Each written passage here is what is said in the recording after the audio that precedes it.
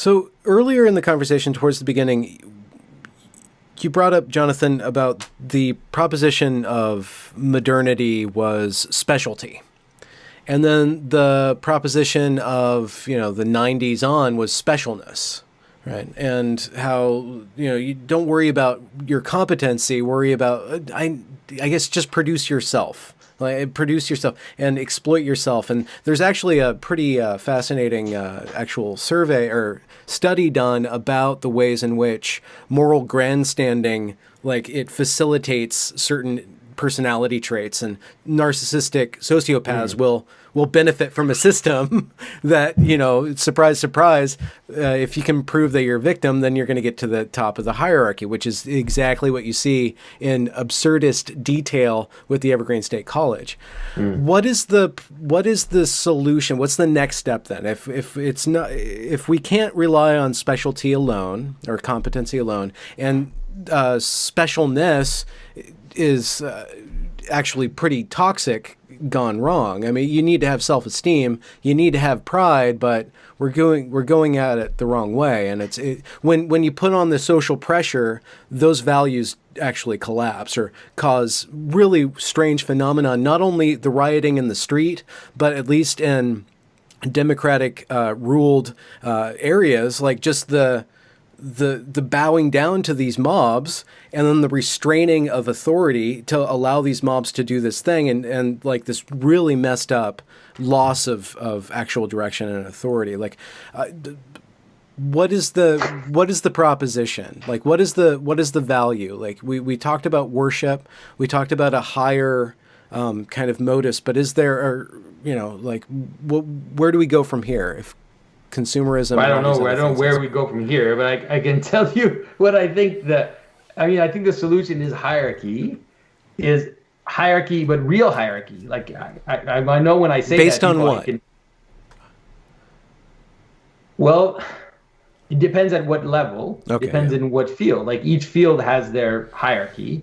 There is a hierarchy of authority in terms of the state for sure, and there is a hierarchy of competence in different fields. Like there are hierarchies of competence in different fields, and there are hierarchies of authority also in your family. There are hierarchies of, there are different types of hierarchies in different fields. So and there's even hierarchies of vulnerability or of oppression. Like this group needs more attention than this other group. Like there's a hierarchy there. Okay. Yeah.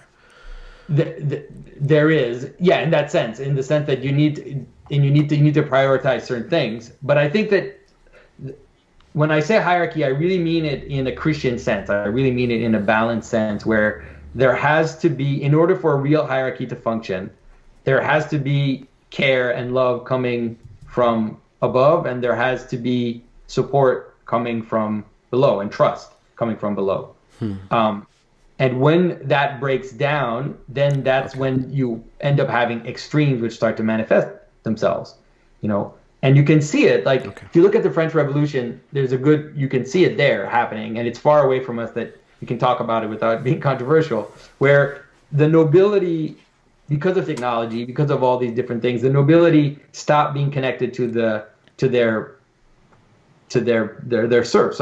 Stopped being connected to the land, went to Paris, let their land, left their land alone. Things were being managed over there. They went to Paris. They did their thing. They just went to balls, and there was just a disconnected elite that didn't feel like it was their responsibility to care for the needs of the people that were under them, and that fomented revolt. Now, I'm not justifying the revolt, but it did, and it's normal for someone whose parent doesn't care for them to want to rebel against your parents, right? And so when that starts to happen, when you can't trust your authorities, then you have this fomenting at the bottom, and the tendency is to try to clamp down on the authority side, right? And you can imagine in a family, right? The parent doesn't care for their kids. The kids is going wild and going crazy. So finally the parent says, okay, well, that's it now. I'm going to put my foot down, and from now on, things are going to go this way. And it's like, well, it's too late now, my friend. It's too late. Well, they're not doing that. That's the weird phenomena. Like in Portland, they're allowing the Antifa to raid police thing. It's going to come. It's just a question of time. It's inevitable. The pendulum cannot go indefinitely in one side. It's going to happen. That the same thing was going on in 1920s Germany. The same thing happened before the Spanish Civil War, and things at some point flip. And so this is what people don't understand, is the pendulum never just goes in one direction. And so right now people are like, okay, it's okay. But if the protests and this type of behavior goes into the suburbs massively, people are going to freak out and are going to, it's one thing to watch it on television and to watch it on the internet and on YouTube. And it's another thing to see it outside of your door. I think at some point people are going to ask for a clampdown. It might take a little while, but things don't calm down. It's gonna come the other direction. Napoleon followed the French Revolution. That's right. Yeah, they beheaded the king and elected an emperor. They did really good there. But they had the same thing happened in Russia. Stalin came after the revolution, and that's just the dangerous path of this type of dynamic.